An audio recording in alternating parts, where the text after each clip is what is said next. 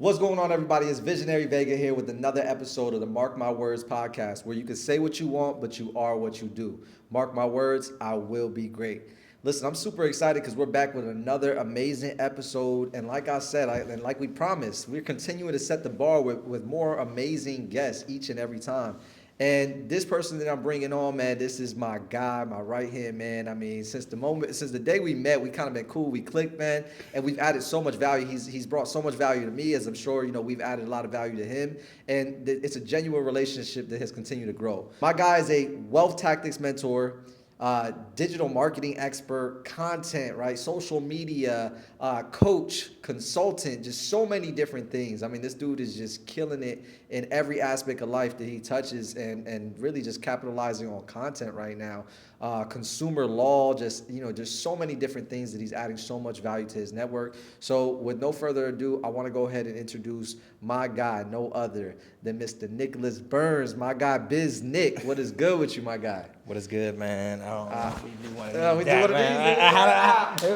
of these. We gonna work that one out, man. Right, we right. gonna work that No, one that's out. staying in the podcast because you chose to reach out while we're 10 feet away. Yeah, I mean, it's just I have a high level of respect for this guy. You know, he gave me a huge introduction, but I got to give it back to him, man. Putting together this podcast, coming to Tampa, not knowing anybody or anything, and making it easy for me to navigate through Tampa.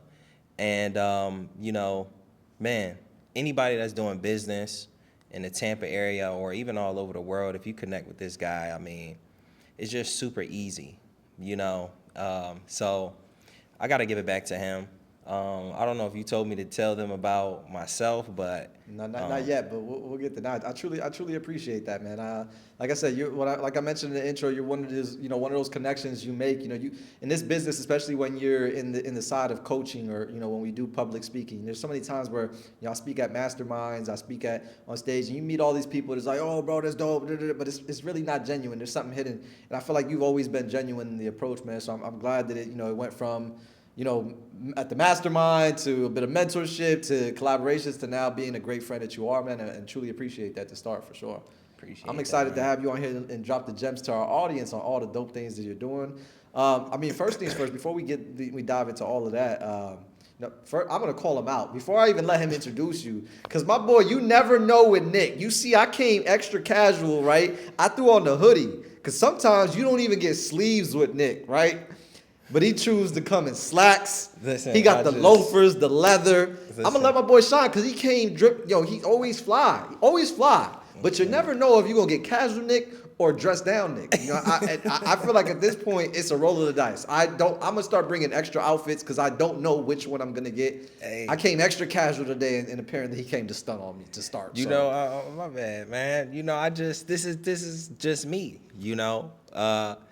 people see me on the YouTube all the time, or, see me like usually wearing like casual stuff, right, or something that's plain.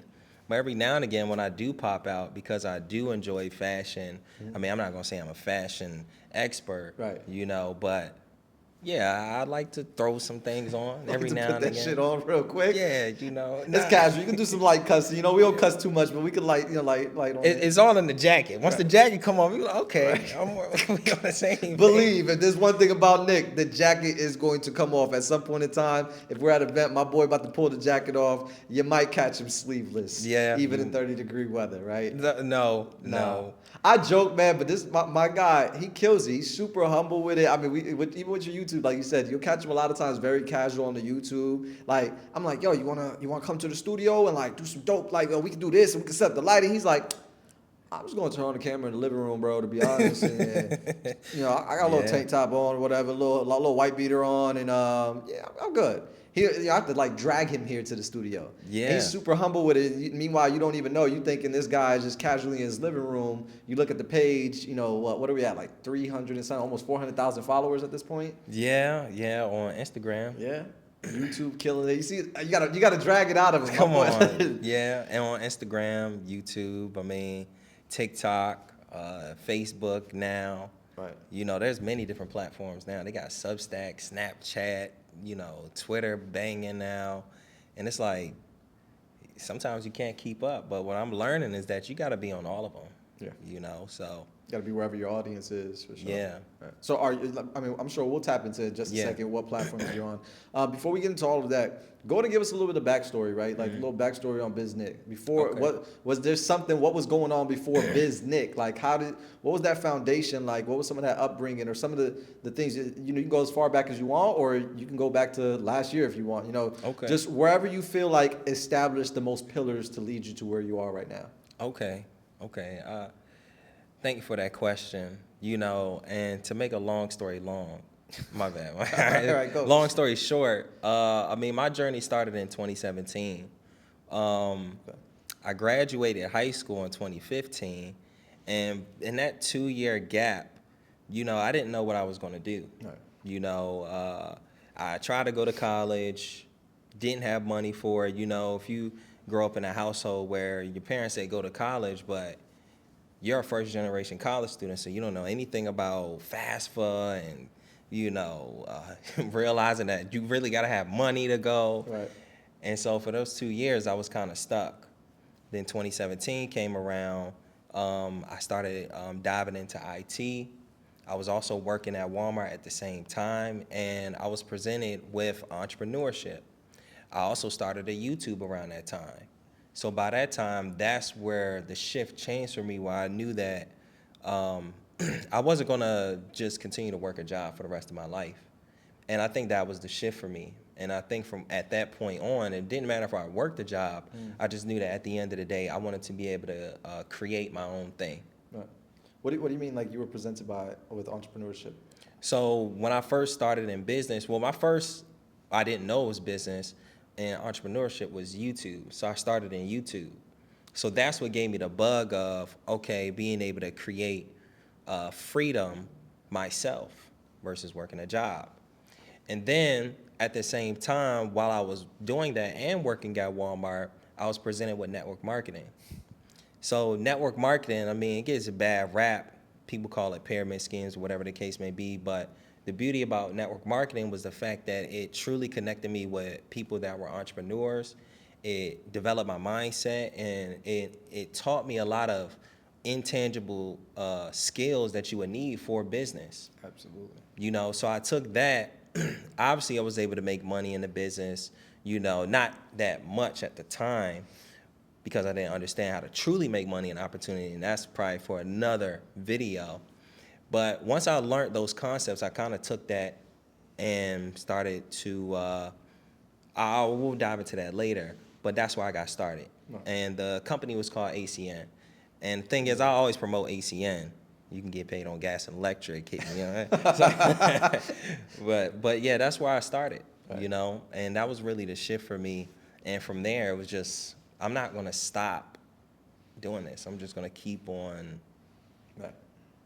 I can't work a job, so I gotta do what I gotta do. I think you know, I got like a love-hate relationship with MLM. Like the biggest advocate yet advisor. Like it's great, but you know, also take it with a grain of salt when I say it's great. You know, because there's so many things that can be fixed when it comes to network marketing, but I think it's more like in like the coaching aspect of it, development, uplines.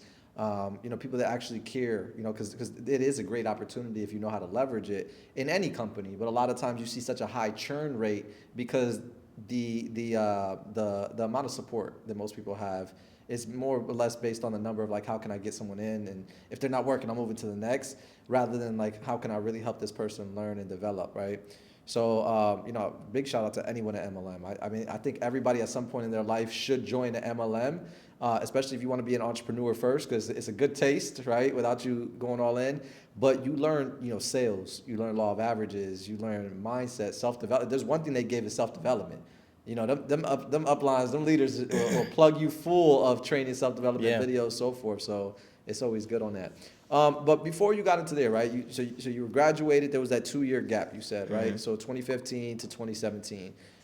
What was that like? What was Nick doing back then that led him to like? What were some of the challenges you were facing? What was what was that thought process like while you were trying to figure out what you wanted to do before you got on YouTube? And what was that process like when you first got on YouTube? Did it just pop off instantly? You were like, all right, bet I'm a creator now, or was it a bunch of struggle, trial and error that led you to MLM eventually?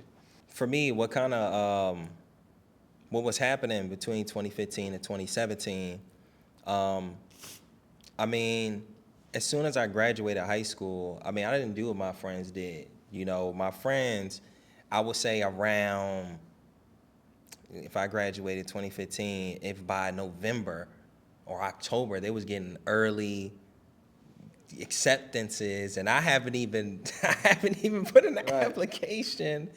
I'm like, oh, snap. No, y'all really, when did y'all do this? Right. So I'm like, okay. All right, so by the time I started doing it,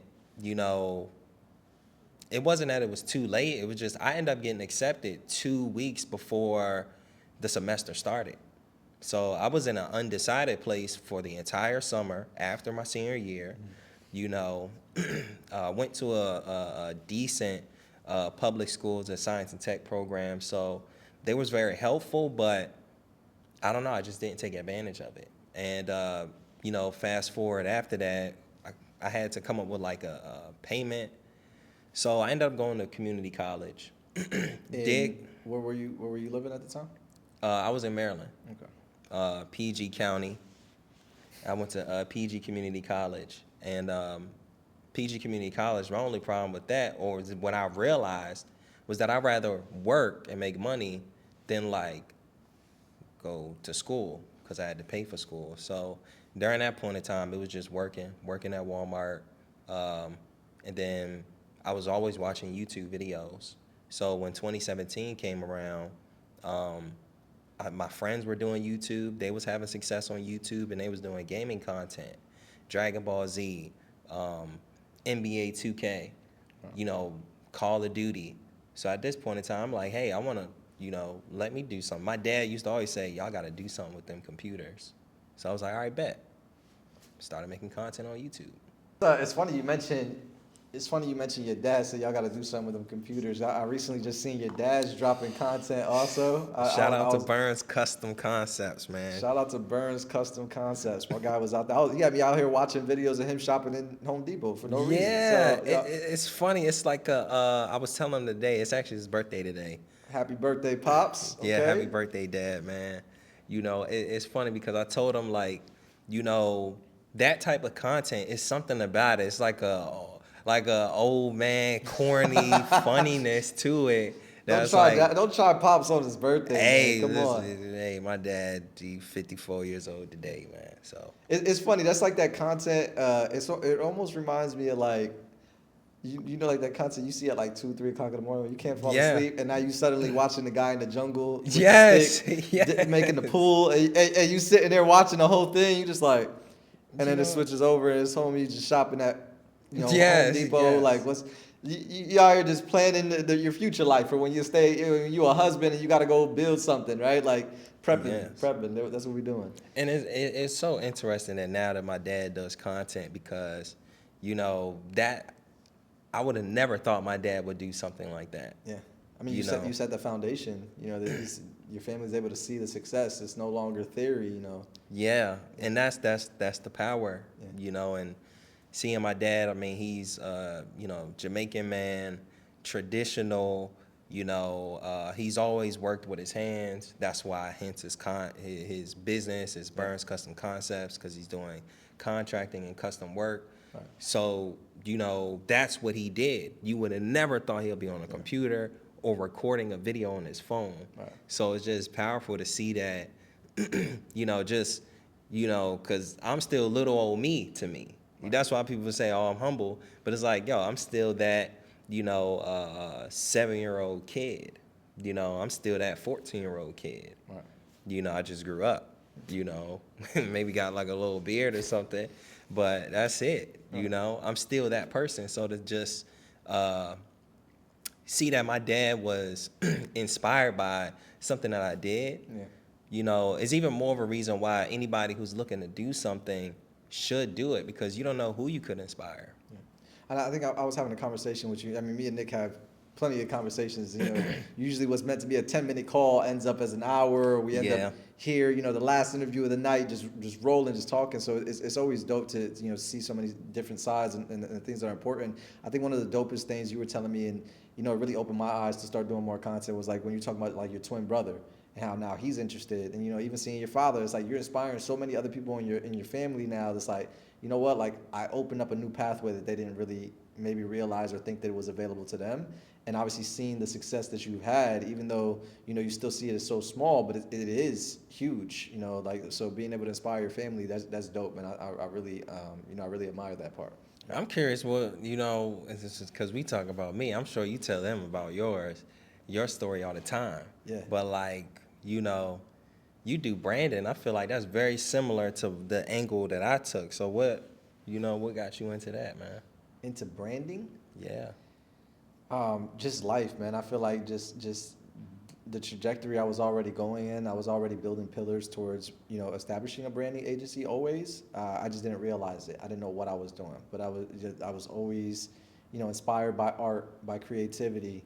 But I also had a very analytical and business side. So I feel like branding and marketing is the bridge, the gap where both of them meet. The analytical side and the creative side of business, and you're able to test theory with actual KPIs and track. And so I've always been involved and excited about it. So very similar to like what you're saying, something just kind of naturally flowed. You didn't have to think about it. It was the same for us. So jumping back into what you were saying, right? So before going into where you are right now and all the content and seeing all the growth that you have seen within that short period of time, because within the last couple of years your page has grown, right? When you first started, what do you feel was like that pivotal moment for you, that mark my words moment, where maybe you were like, damn, I don't know if this is working out, I don't know where I'm gonna go, but like, you know what, mark my words, I'm gonna make this happen, or I'm gonna jump in here, I'm gonna be a digital marketer? What was that mark my words moment, that pivot moment for you that decided to go all in? My mark my words moment when I decided to go all in was I was 24 years old. So this is probably after I've been an entrepreneur. So this had to have been 2021. And I just felt like, because I started business in 2017, but I haven't made no crazy money.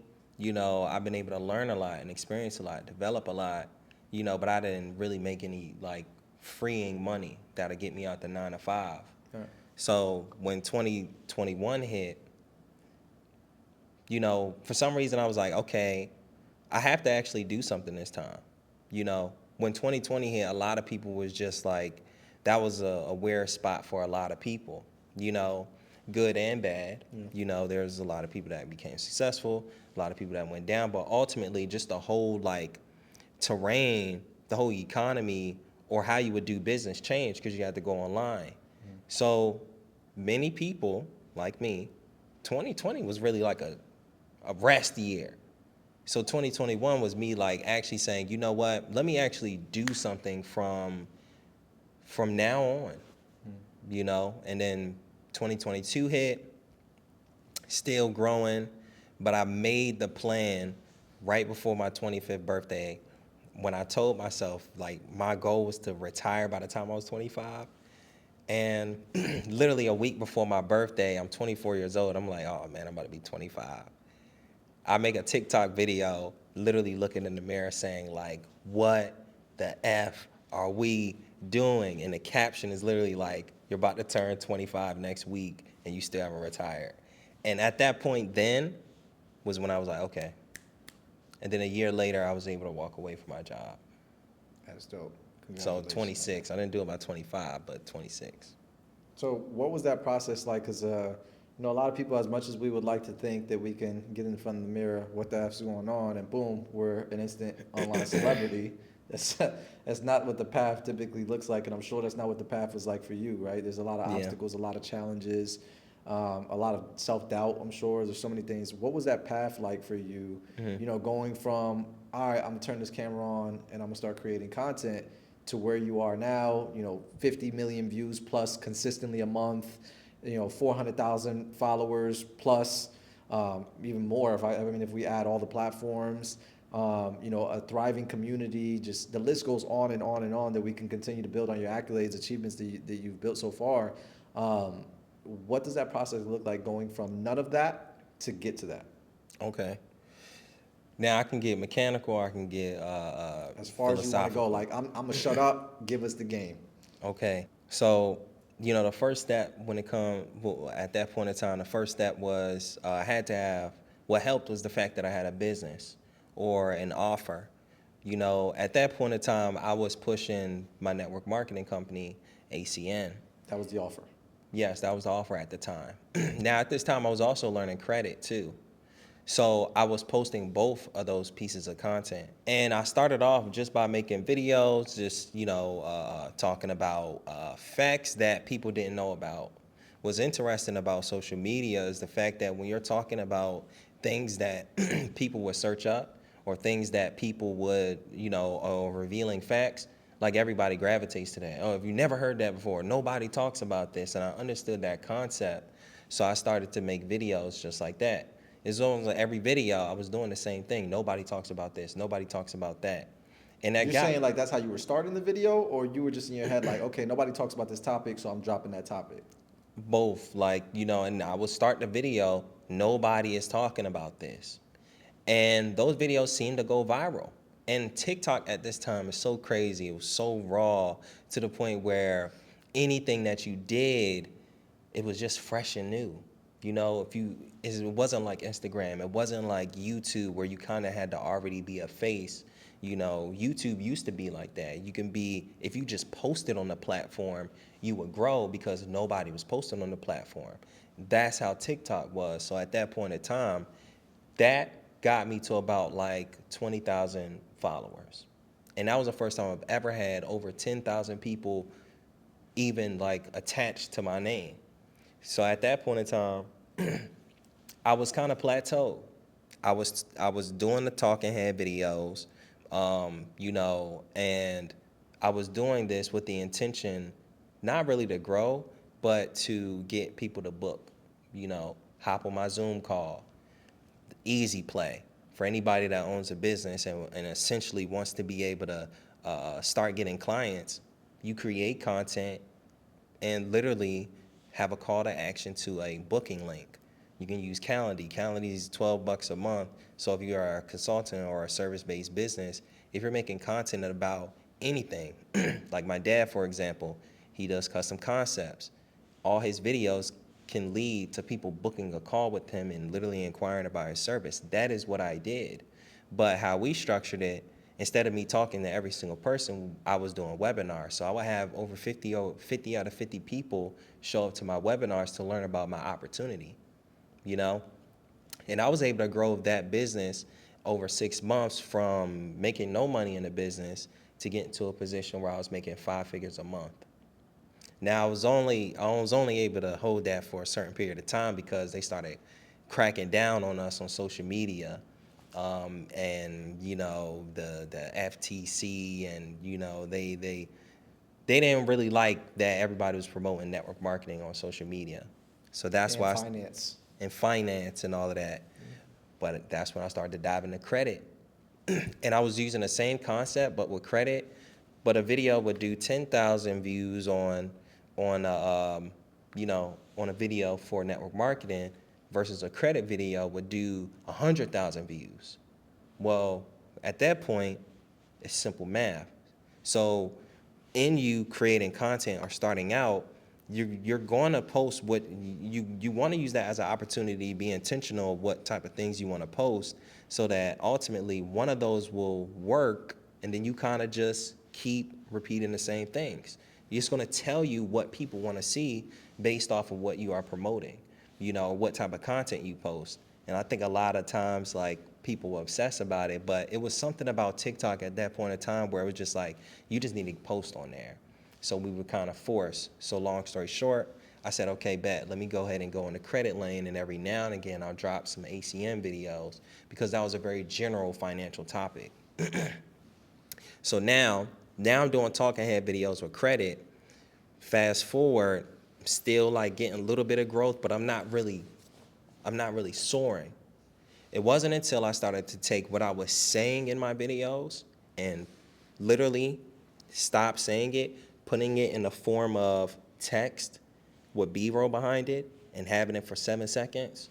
Once I did that, that's when it started to run up. I would literally be saying the same things, but writing it out and have it on the screen for 7 seconds. Yeah. The science behind that was the fact that, number one, people would stop and read it. That's much easier, especially for people who have a short attention span. It's easier to read.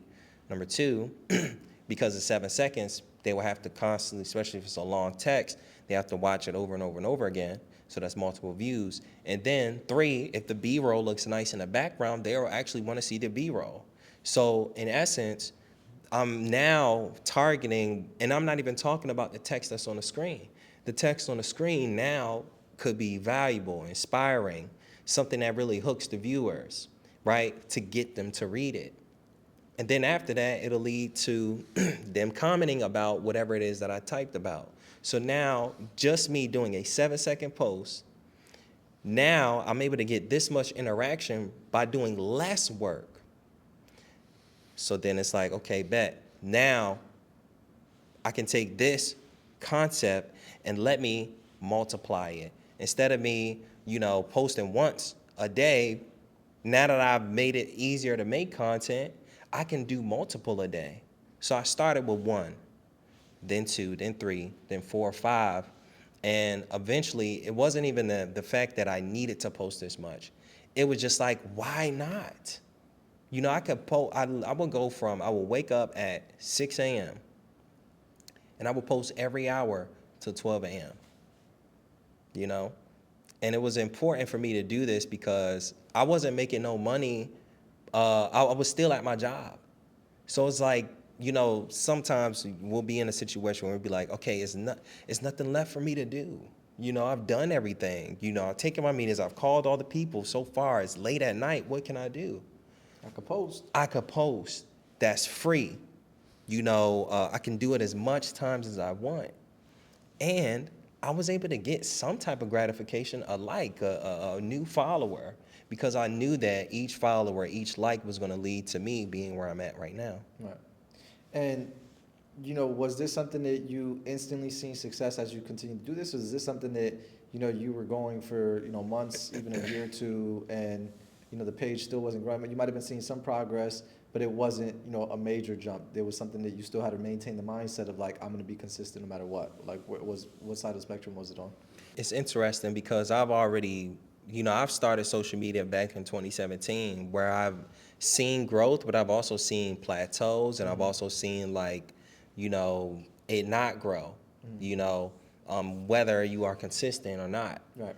And so I would say in the beginning for YouTube, I didn't see that much growth fast. I mean, YouTube was just naturally harder, right.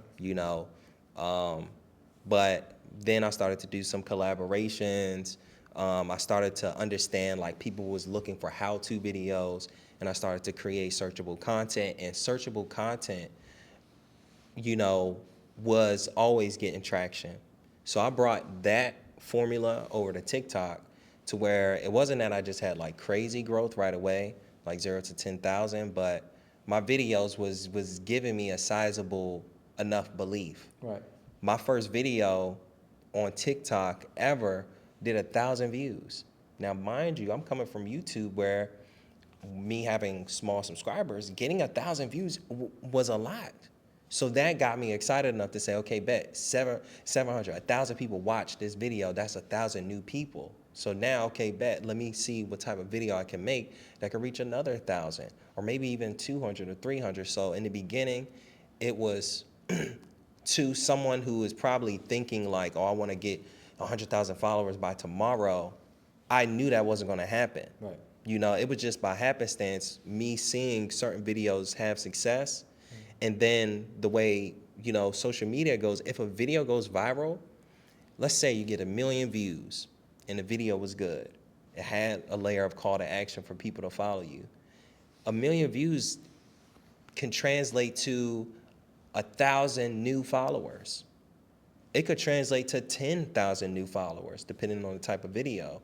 So when you are posting on a consistent basis, let's just say Monday through Friday, maybe the routine is just to build up. But if you have a consistent routine, you know, 3 to maybe 5 or 8 times a day, especially back then, it was no chance for one of your videos to go viral. And all it took was one of those 8 videos per day to go viral for you to actually grow, you know? Going back to what you were saying, right? So no, I'm glad that you mentioned it too with the smaller numbers, right? Because so many times I feel like we live in this age where we kind of just like put on this, I don't know, I don't want to say, I don't know how I would want to word it, but like we have this assumption that we feel like everything has to be hundreds of thousands of views in order to equate to success. And they fail to realize, like, no, like 1,000 is good, 5,000 consistently is good, 3,000 is good. Like, and people think that like they disassociate with those numbers as if they're not real people. Right? Like, you know, they're like, oh, that's not important. But if I brought 300 people in this room to look at you They and listen can't to you, fit. that's insane. You wouldn't know what to do with it. They probably wouldn't be able to fit. Yeah, like so, like it's so dope to hear you say, because a lot of people would look at what you're saying or look at your current numbers. And, well, it's easy for you to say you got 500,000 followers. Yeah, but like it's what you do when you have 1,000 followers or 100 followers or even 10 followers consistently watching you that determines if you ever get 10 million or Yeah. 100 million or so forth. So I'm glad that you mentioned that. That's super dope that you understood the value of that small number, because and it's easier to test with that small number. Yeah. I'm sure you could attest to it. You could probably add some value to this right now. When you have these large numbers, it's a little bit riskier or harder to test different ideas, get creative, try different formats, Yeah. because you know now you potentially are risking, you know, your Your audience to be receptive. name, or it all depends, you know, because I mean initially my page was primarily credit, consumer law. At one point it was network marketing, Right. and now it's more psychology, more mindset, and to make those transitions are tough, you know, it's tough. But you know, when I really look back in the beginning, you know, for people that are just starting, you have the most freedom to create whatever type of content that you want. And I think what's important for people to know is to start creating content that you feel like you will want to do and sustain. And even to the point of like the numbers, you know, if you did 10 videos that did 100 views, you know, that's 1,000 views. Right. You know, so if you did 10 videos that did 1,000 views, that's 10,000 views. You know, let's say you did a video that did 1,000 views, but then this video did 200, but then this video did 10,000. That compound effect All is crazy. together, that's 23, you know, 21,000 views, you know? And that's how I start to look at it. Let me just keep putting videos in a bucket that'll give me an opportunity to get to 1 million views. Yeah. So I didn't get to 50 million views by one video. It was me understanding that it was a compounding effort, and it's okay, I'm gonna put my time towards it, but it's literally free effort. I don't have to spend no money.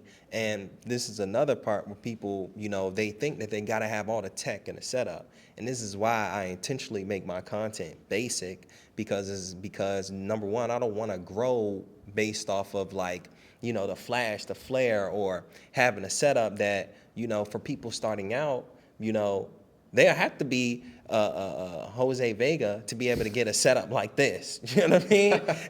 And just, oh yeah, man, I'm gonna cut this, that, no, you know? And that's why I be getting on the Jose Vegas, because y'all got all of this. Right. But this is what I be saying this is why, reason why I create my content like how it is because I want to create an atmosphere that I can just, boom, I can turn it on and do it at any point in time. Yeah. And what is the game now is consistency and authenticity. And people throw these words around, and, you know, it may sound general to some people, but when you think about it, just from the psychology of a consumer or somebody that is watching a creator, we want to see somebody that's actually a creator. We don't want to see somebody that is pretending. You know, and, you know, some people will say, well, I'm not pretending. Well, when you're posting every now and again and your videos are different, what type of creator are you? You got 1 foot in, 1 foot out. Right.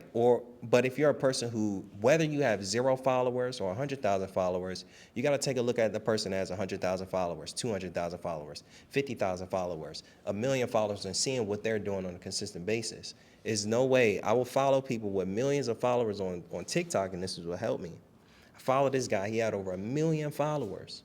And this is why I changed my schedule to post 8 times a day.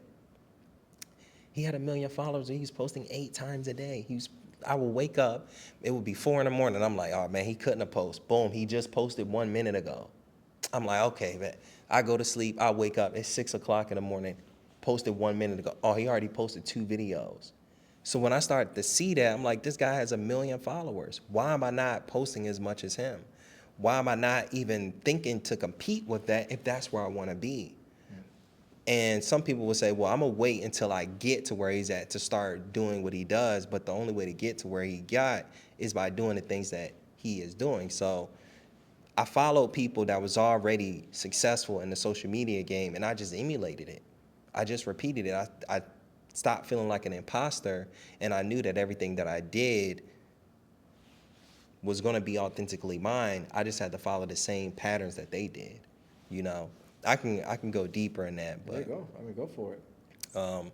so so when I understood that you literally, even the art of becoming, the only way that you become is by becoming. You know what I mean? So I had to get to a position where I had to look at myself at 100,000 followers, and I told myself, in order for me to get to 100,000 followers, I need to get to 100,000 videos.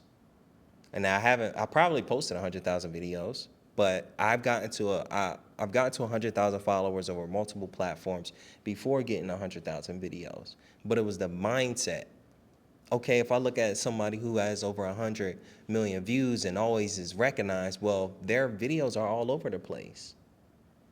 As soon as I turn on TikTok, I see DDG. As soon as, or Kai Cenat, you know, as soon as I turn on Instagram, I'll see the Instagram guy, or, you know, YouTube, you see Joe Rogan. And I got to a point where I was like, okay, I want to be seen on every platform. I don't care if I'm the only piece of content you end up seeing. That's literally what I would want, you know? Right. Some people are like, oh, I think they're going to get tired of seeing my face. Okay, I mean, if you think about it, if you're worth watching, people won't get tired. You know, if you feel like you have something to say, yeah, why would somebody get tired? You know? Yeah. And you understand this because you have value.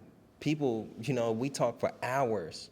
You know what I mean? We always bounce ideas off each other because what we have to say is worth listening to.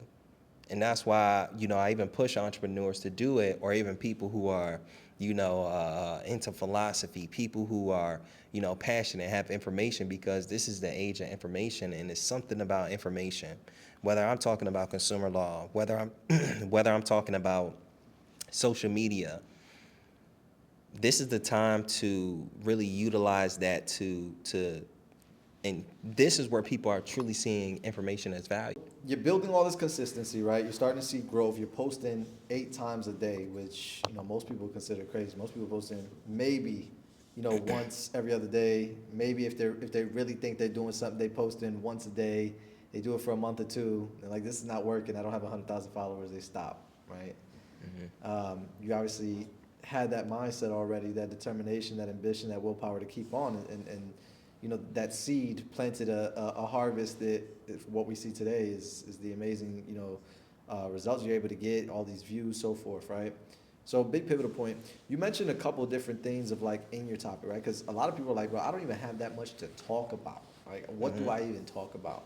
And your content has switched a couple times, but remains, you know, it's overall an ecosystem that is relevant together, right? You did, so MLM, right? Credit, financial literacy, mindset. consumer law, mindset, bit of sales, marketing. Like, what was that process like, and like, what is your thought process of when you're determining what type of content you're gonna create, what type of value you're looking to add to your audience? Like, what does that thought process, that ideation phase look like?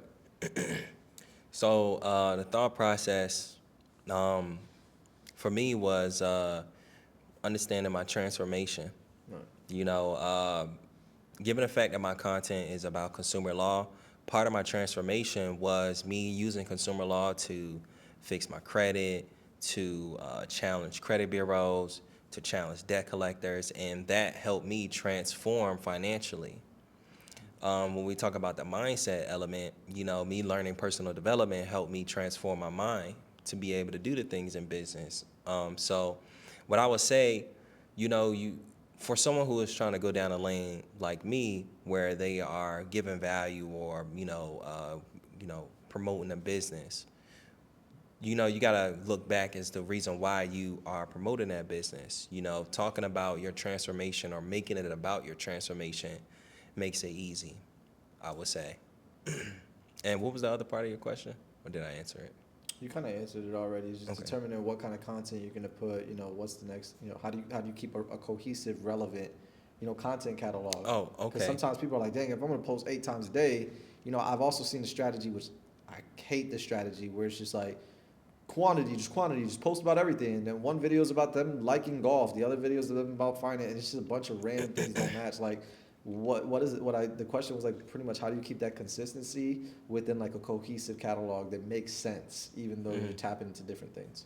Yeah, and also, I will also tell people to, because sometimes people, it all depends. Like, obviously, you want to figure out how you want to impact people.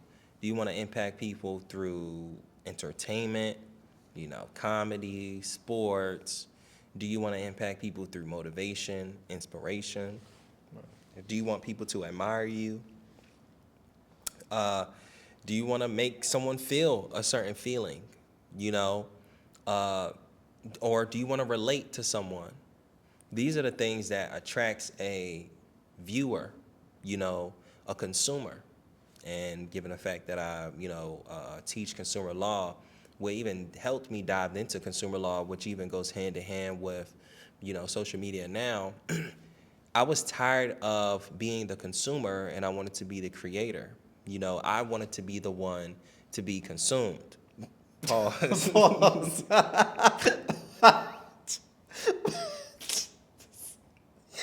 Yo, cut that.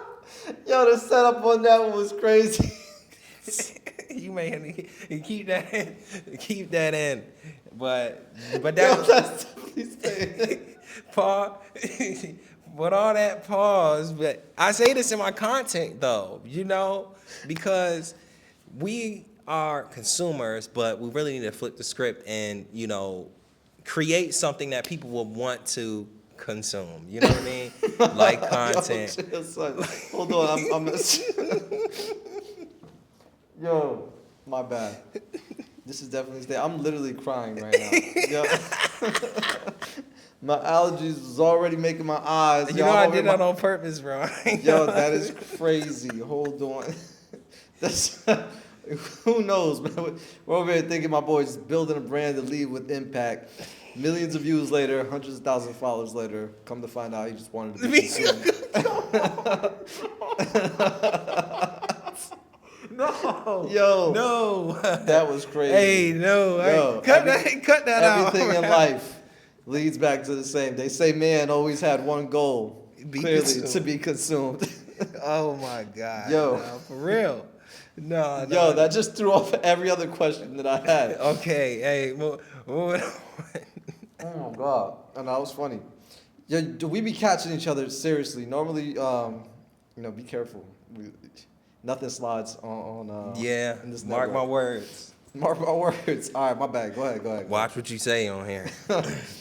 All right, so. But yeah, that was the idea, though. That was the idea. To be on the other side of that. Instead of being the consumer all the time, obviously being the person that was able to add value to the market. Yes. Okay. Hold on, we're gonna have to pause here for a second. I don't even know where I was going next. That shit threw me off. Yeah, that didn't make me sweat. Yeah. Nah, that was funny. That was needed. That's a viral clip right there for sure. Yeah, I hope so. I hope people get the message that I was trying to say. That was a viral clip right there for sure. Okay. So, what do you feel like, right? So when it comes to creating content, I'm sure you've learned so many lessons.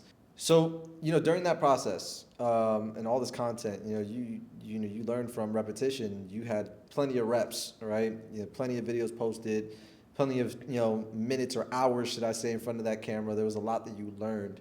What do you feel like is one of the biggest lessons that you learned from start to where you are now when it comes to content creation, content distribution, digital marketing, in the sense of getting your message out there, getting someone to buy into it, or even just getting in front of the camera and the way that you deliver the message or what you choose to say? Like, what is one of the biggest things that you learn? And then the second part of the question, I'll just ask you both questions now, you can just flow, is what do you feel like is the biggest misconception that people need to eliminate and learn for themselves that is not true?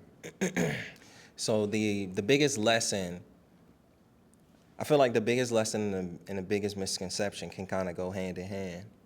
The first misconception is that creating content is hard. If you think about it physically, like, what are we doing right now? We're sitting in a chair in front of a camera talking. Right. You know what I mean? Whether it's a team behind or whatever the case may be, it's literally the same. We're just doing what we do. We're just including props, And a lot of people get, fearful of getting in front of the camera because they're going to expose whatever they expose. And the misconception is that you're going to expose yourself just by getting on the camera and talking I'm not sitting here showing you my whole life story. Right. I can choose what I promote online. So what I learned that I realized you have more power online, creating a brand or creating a platform online than you would in real life. Because people will see you as who you are in real life. You need to pause with that one for a second. It's like not a bad way. Like, take a second and let that one sink in for people. Yeah, the who you are. Like who you have more power. So you say one more time. Let them know repeat. You said you have more power Online than you do in person. You can control the narrative, which is that's powerful. So many people, they're scared to turn on that camera, and it's like it's easier than what you're doing when you show up to these events trying to fake the funk. Yeah. And then when you do show up, because it goes hand in hand, because you're better in person than I am, where I'm online.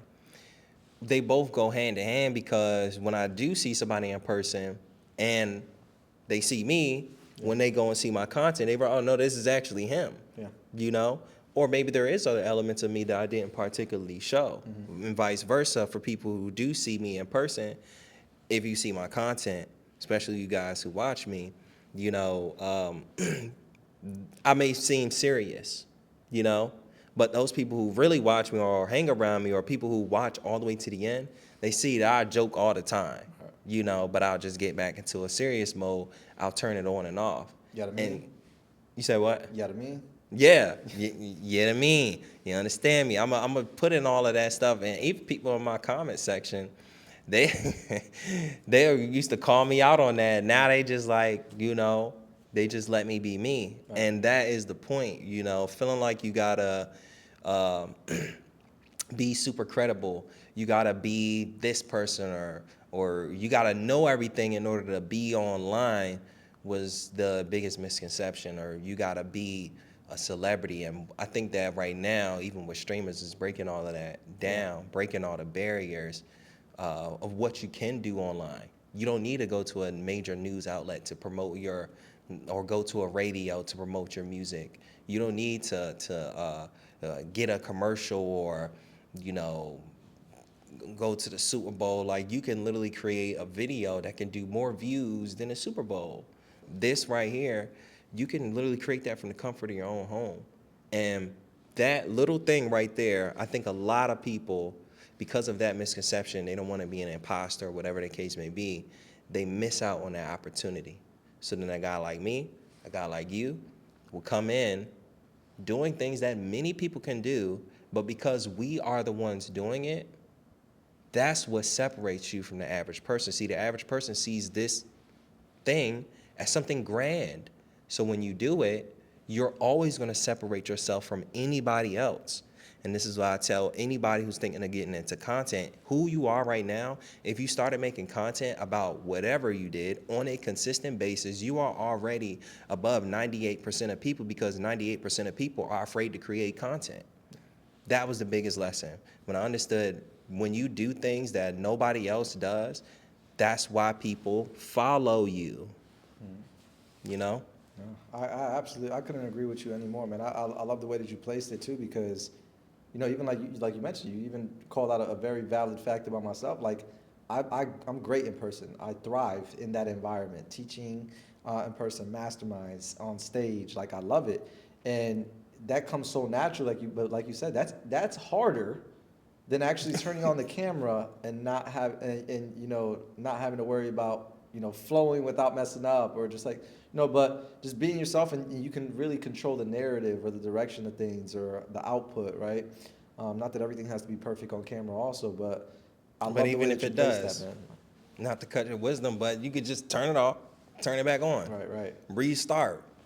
It only take you my videos take me 30 minutes. Right. I mean, now I've been going a lot longer because I've been yapping, but 30 minutes. No, I'll call you. You'd be like, hold on, bro, I'm about to finish this video real quick. And you go 30, 20, 15, 20 minutes later, call me back. Yeah, YouTube Yeah. video knocked out for the day.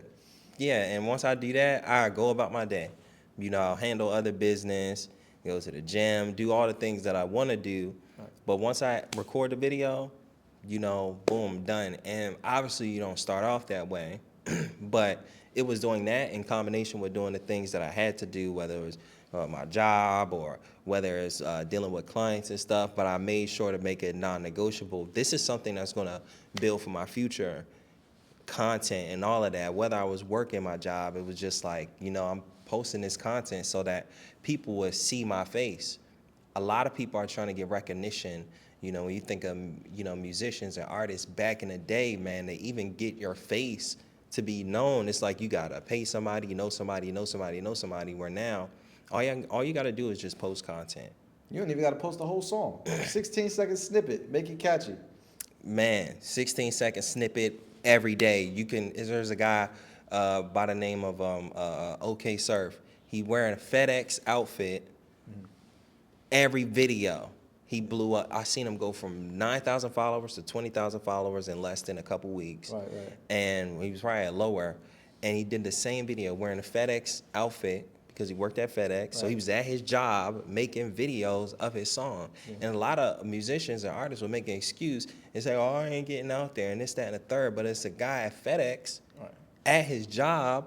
He actually just got fired just recently. Because videos were videos, but the song is probably popping now. Yeah, the song. I mean, it was already popping.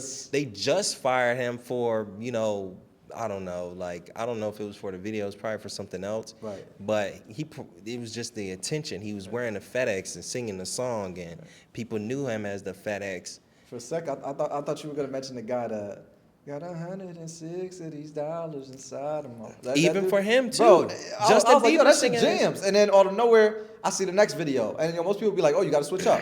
But I seen like 100 videos, and every time I see it, I was there. Got 106. I was in there jamming, just like in the laundromat and this. Now, Justin Bieber I seen singing it Justin now. Bieber started singing it. I'm like, yo, and it's like you don't even need the whole song done. But you can literally just promote me, like you said. You don't need hundreds of $1,000s to push a brand or to push your, whatever the narrative is or whatever your goal is. It's about consistency. And like you said, that goes back to the point, even back to like his strategy. I seen probably like 20 videos with him with that same little, snippet of the song over and over and over again. Like you said, like you talk about posting 8 times differently, and people are fearful to do it. This dude was posting the same snippet of the same song, just in different places, back to back to back to back to back to back, and look how powerful it is. So it's like you can't be afraid to tell your message. Like I have a video I did a while back. I call it the Wear It Once syndrome. It's like you get a fly outfit, you spend all this money on this outfit, but you feel like you can only wear it one time because people are gonna judge you. Stop walking in the same networks. Stop talking to the same people, and they won't say you have the same outfit. Go talk to other people. Facts. Because the same amount of compliments when you put it on the first time, when you walk into a new room, guess what's going to happen? They haven't seen you in that outfit. New compliments. That's a fact. And I'm very big on that. Listen, you're going to have way more than $160 in your pocket. Facts. And Justin Bieber going to be singing your stuff. Right. Nah, so for Mark My Words podcast, obviously it's a play on words, play on the logo as well. Mark my words as in that pivotal moment, right? That life journey that we experience, a lot of us as entrepreneurs, but it also is a registered mark, right? Relating back to brand, being that, myself, 11 Agency, we're a brand development agency. And that's something that is always close to our heart, close to the value that we add to our audience.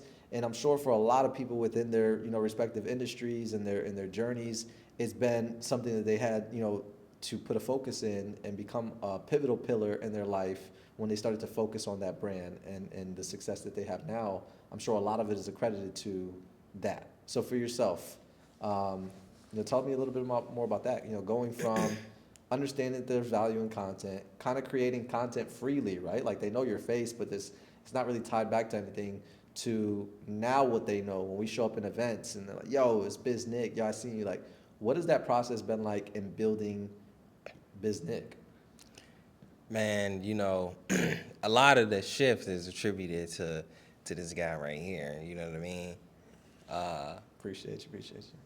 You can talk. You can start there too. Like how did I mean? I know we mentioned multiple times that we've known each other and like that pivot. You came to a mastermind. Yeah, I met this guy at a mastermind, and his presentation was so icy that I had to move here. You know what I mean? Like I was Literally. visiting, and I'm like, hold on, I'm not gonna lie. Like I think that's I need to learn from this guy, and I moved here, and yeah, came to the brand social.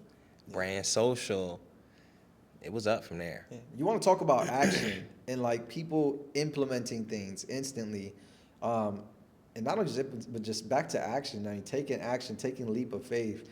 I've spoken at so many masterminds before that one. I've spoken on stage, done a lot of trainings, trained, all these type of people. You hear it all the time. "Oh man, that was dope, bro. I'm gonna do it," and it's like, not many do it, right? Or maybe you get a little bit of consistency. But it was like I know, like we spoke, and you're like, "Yo, I'm already doing big things, but I'm gonna do some amazing things, and I'm pulling up." And I'm like, "Where you are now?" He's like, "I'm in Maryland, but I'm gonna come over here to Florida." You hear people all the time, "Bro, I gotta get back with y'all," and it's like he left for a few months. I didn't really hear nothing back, and I'm just thinking, just transparently, I'll give you your flowers on that. I mean, from the moment I met you to seeing you now, if there's one thing you do is you take action and you implement everything.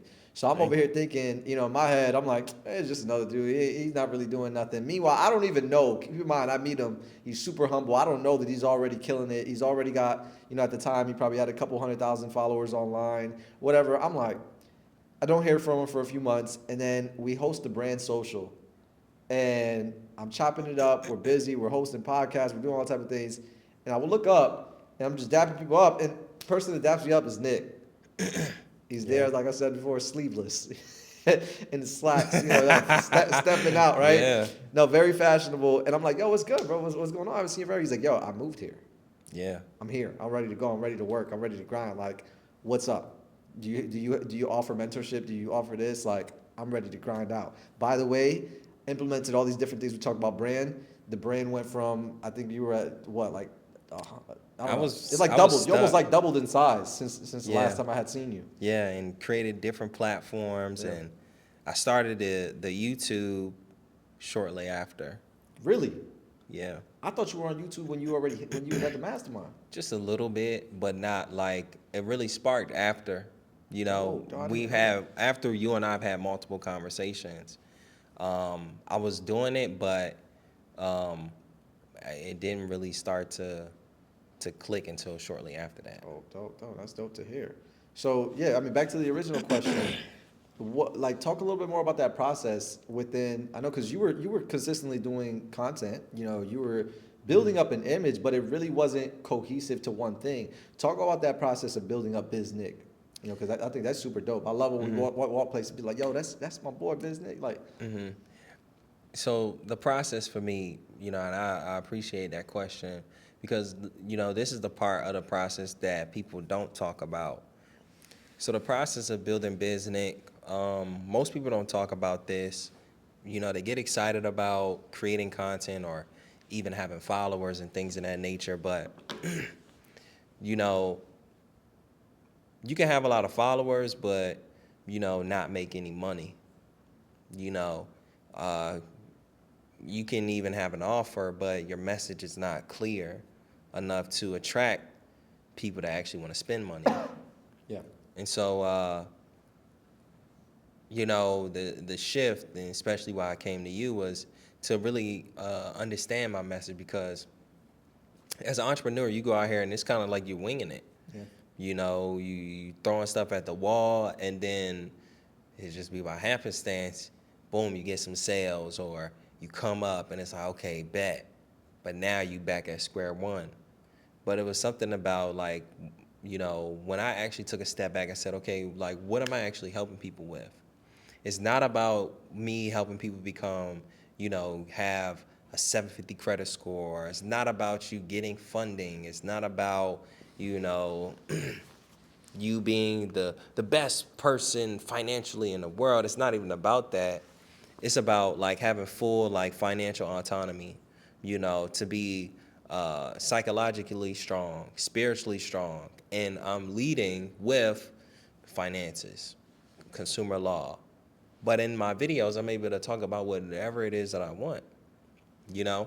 So I would say that when I truly like understood that, you know, once I understood my message, then it was easy for me to deliver my offer and even promote my offer.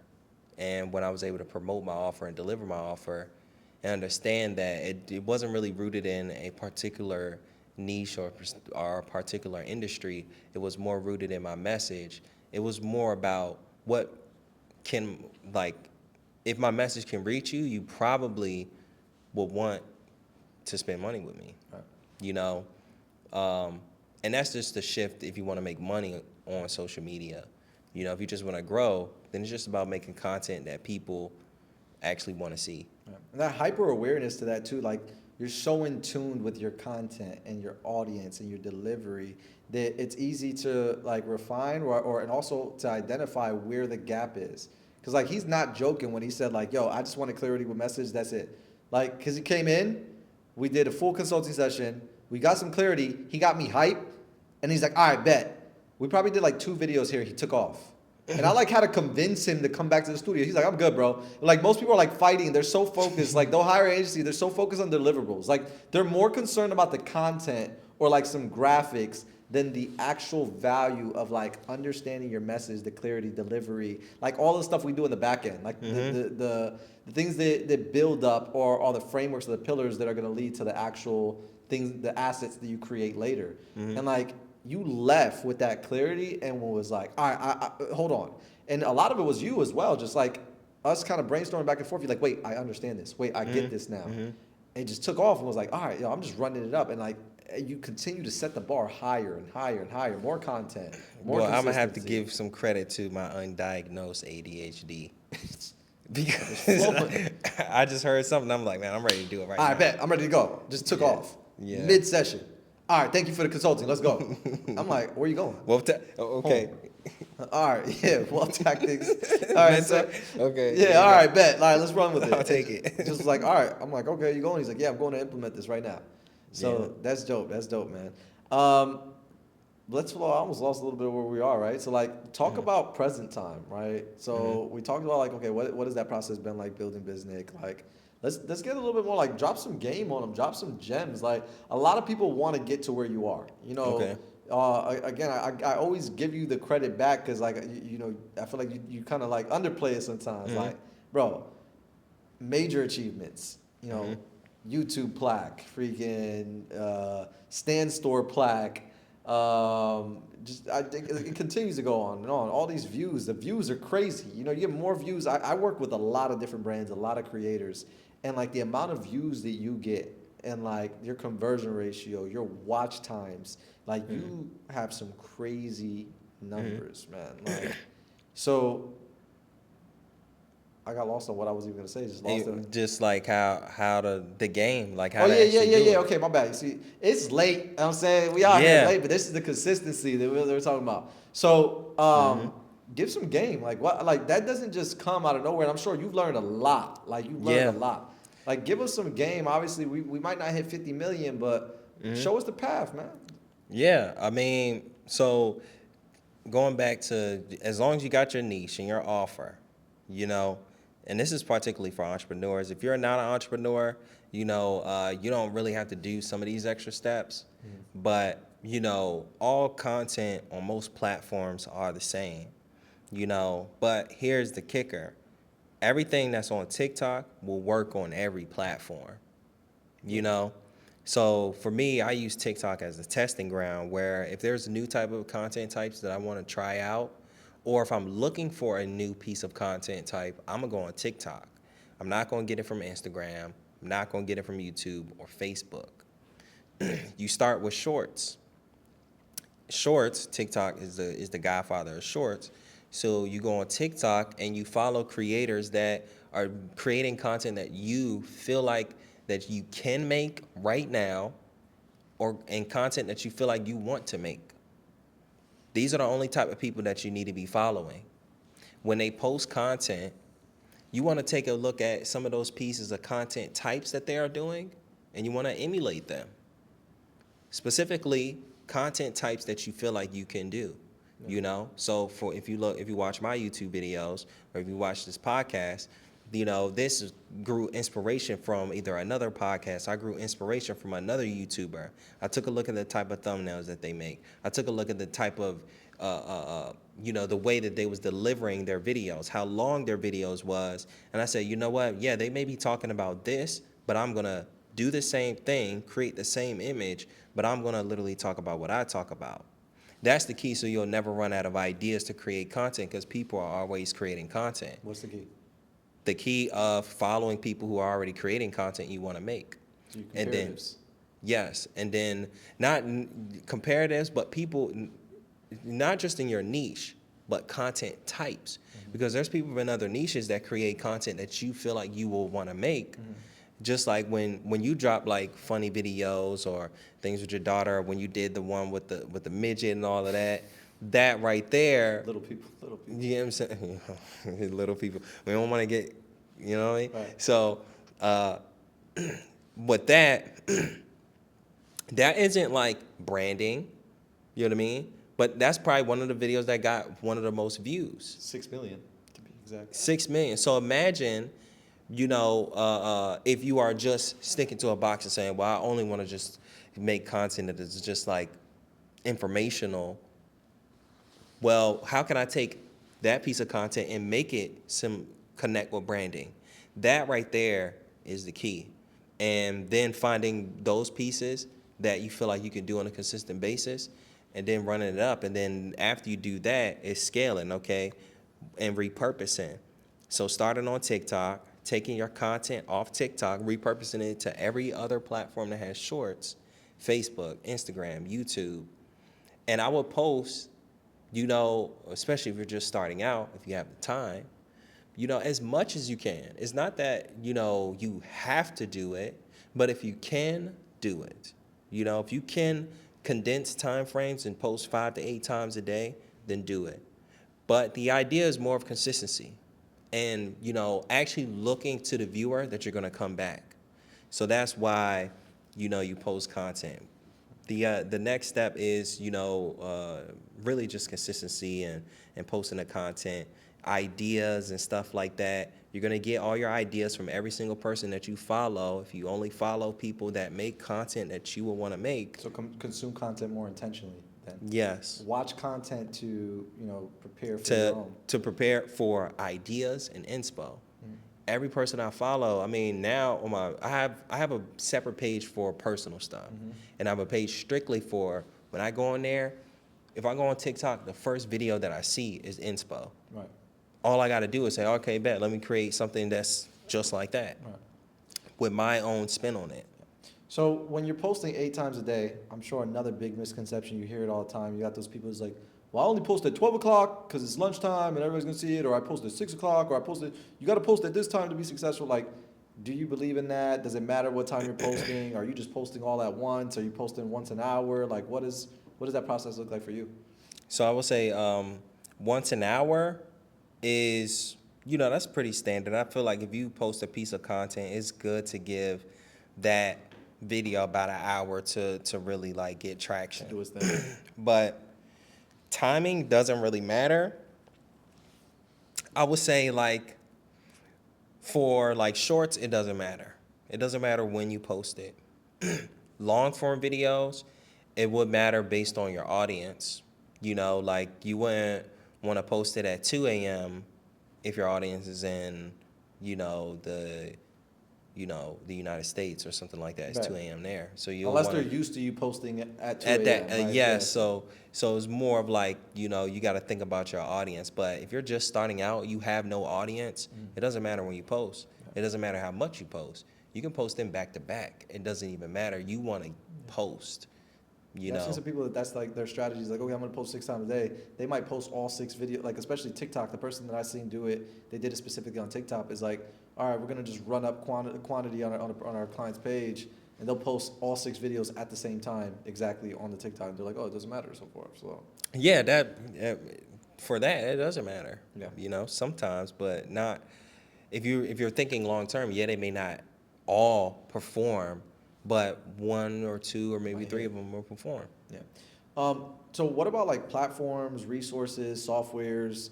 Like, is Oh there yeah, you using vidIQ? You using yeah. any AI like ManyChat? Like for the nurturing sequence? Like, talk to us about like what are you using this helping things for you?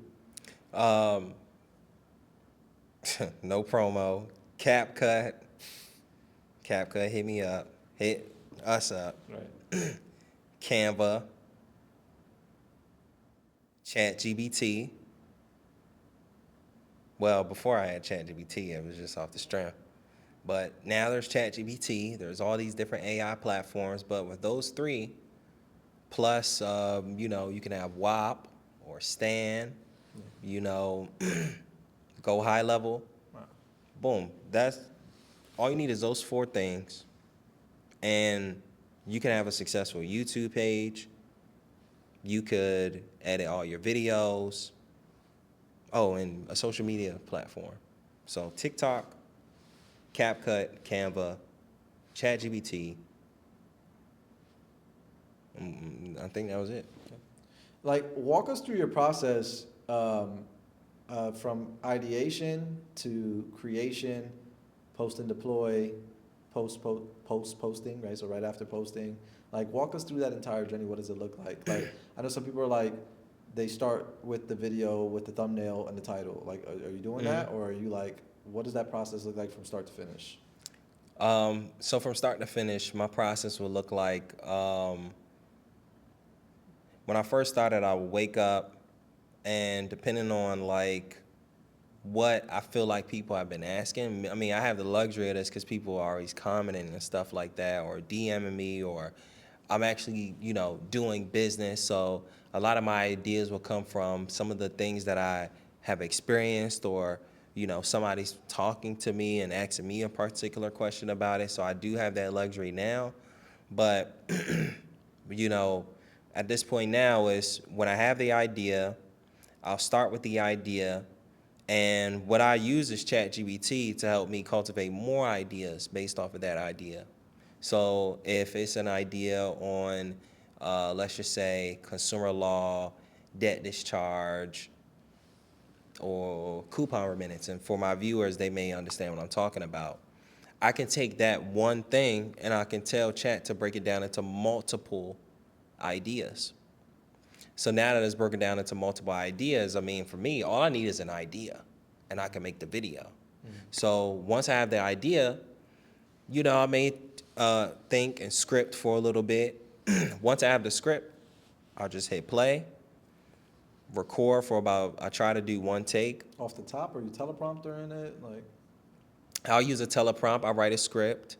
I'll use a script or like a presentation. I don't really show it on the screen. I just speak it and, kind of like Kind of freestyle. You use that as more, not necessarily like a script, but like a guideline. yes, it's like it's more like an outline that I have. Yeah. To where I just need to know like where I'm at, and then so I move on to the next. So I'll have that set up, and even in my YouTube videos, like I'm not perfect. I don't have no teleprompter where I gotta look perfect and be on pace. No, if I have to, I'm gonna look over at my teleprompter or at the script, say the words, and I'm gonna come back and I'm gonna rap it to you. So I try to do this all in about 30. What a script. First thing I do if I wake up, or like on a Sunday, while I'm drinking my coffee, I'm getting the script and stuff ready. I'm getting the ideas ready. After I get the idea ready and the script is done, then I go set up in my office, turn my turn my camera on, connect OBS. For those of you guys who don't know, OBS is a streaming software. So it allows me to stream on Twitch, it allows me to stream on YouTube, and it allows me to record my monitor. Major move. I'm surprised how many people don't realize that you can do one main platform, like a hub platform that lets you stream to all of them. Yep. So I'll do that. And because of the type of content that I make, where I'm literally teaching or doing education, all I have to do is pull up my screen with OBS, show whatever it is I'm talking about, whether it's a board or, or a website, and I just talk for about 30, 40 minutes. Then after that, after I finish the video, I'll take the raw content, throw it in the CapCut, let AI literally edit it with CapCut. It cuts out all the pauses. All my videos ain't perfect. It may be cutting off certain parts, but it's getting all the information for the most part. Throw it in CapCut. I may add a couple audio sounds on there. After I do that, I'll grab a title. I even use ChatGPT to help me with a title. It'll create a title. And then the title then gives me an idea of what thumbnail I want to go. And then I'll go on Canva and I'll create a thumbnail. And if you look at my thumbnails, all my thumbnails look the same. I don't really change my thumbnails. I may change like my face on there, may change the words. But what I realized with YouTube, I could obsess about creating a new piece of thumbnail every time, but what I realized is that people appreciate uniformity. Going back and seeing that this person is always going to make content a certain way or have thumbnails a certain way, it's always recognizable. So that's all I do. What does the future look like for BizNick? What are some of the focus? Is there any new pivots? Is there any pivots in content? Any pivots in focus? Are we taking, the momentum that we have online and transferring that over to something in person? I know we briefly discussed events before. Like, what does that future look like, especially for 2026? For 2026, what that's looking like for me is probably just being more in person. Brand social. I want to have more events. Pop up with more podcasts. I feel like one of my goals last year was to create my own thing and create my own motion. And I feel like I kind of have a gauge of that. Like I understand how to continue to do that. Now it's just being able to get back and really be able to interact with my community because I think that that's the next step. Like I said earlier, I got the online and you got the in-person. And I enjoy the in-person. I feel like I truly get to connect with people. So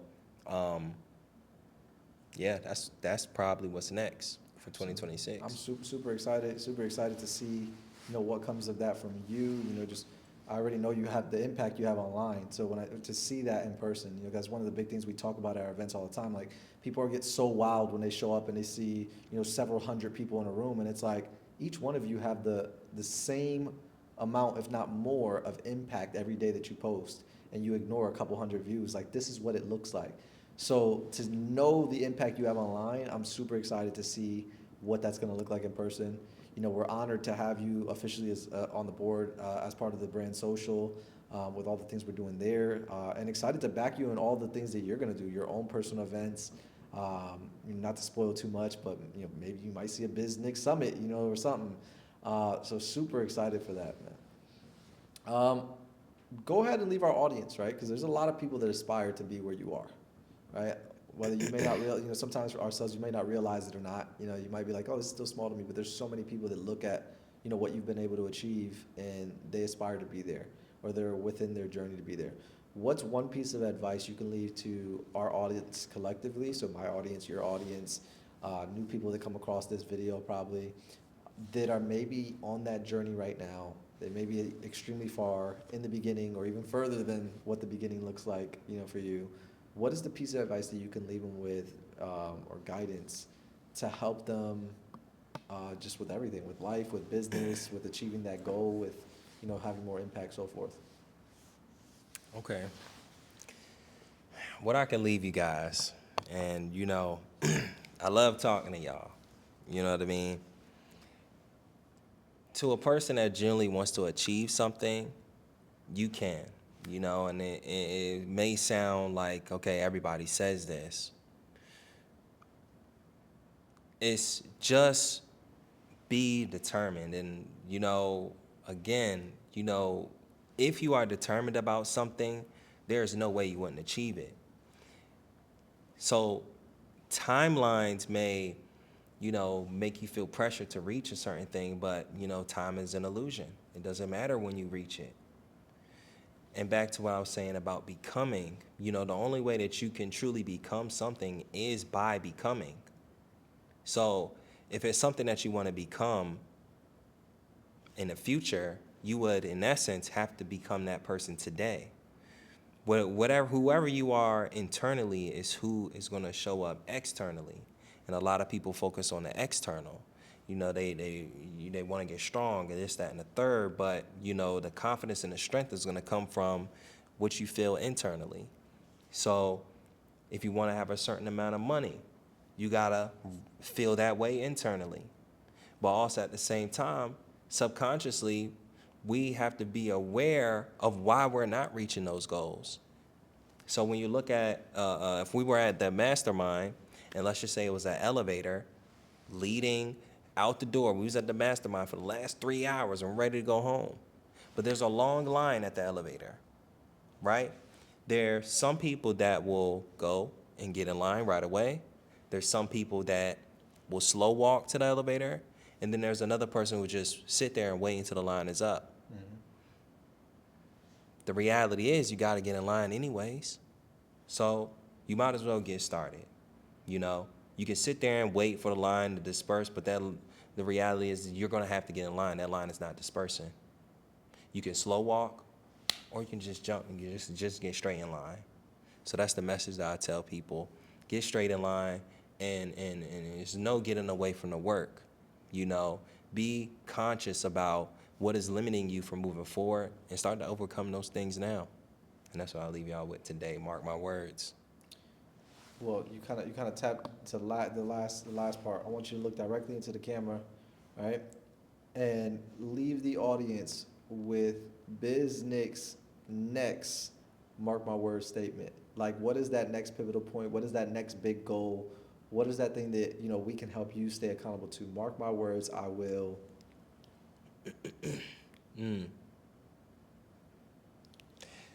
Mark my words. I'll be the biggest educator, philosopher, mindset developer on YouTube. Mark my words. I like it. Guys, we appreciate you whopping sponsorship. Right? Come on, Wop. Oh, there we go. Come on, get it together. Guys, we appreciate you watching this episode. I'm super excited for you guys to implement all of the gems that you received here and continue to tap in with my guy, BizNick, and continue to grow with self-development, mindset, organizing your finances, creating more content. There's so much more. Biz, before I continue with my statement, let them know where they can follow you so that way they can stay tuned. You can follow me at biz.nick on YouTube, biz.nick on Instagram. If you just look up Nicholas Burns or BizNick, I'm blessed that you can just look my name up now, right. Nicholas Burns or BizNick, and you'll be able to find me on Google. That's fire.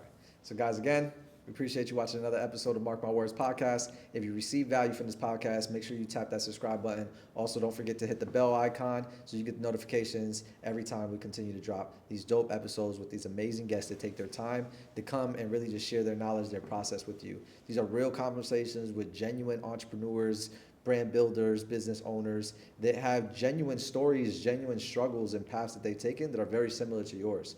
It's not about, entrepreneurship being sexy. It's understanding that entrepreneurship is rewarding, right? There's a difference. And these are real people ready to share their stories with you to show you how to reach that success, reach those rewards while still overcoming those challenges in a genuine, authentic way. So Mark My Words Podcast. Until next episode, we'll see you. It's Visionary Vega. We're out.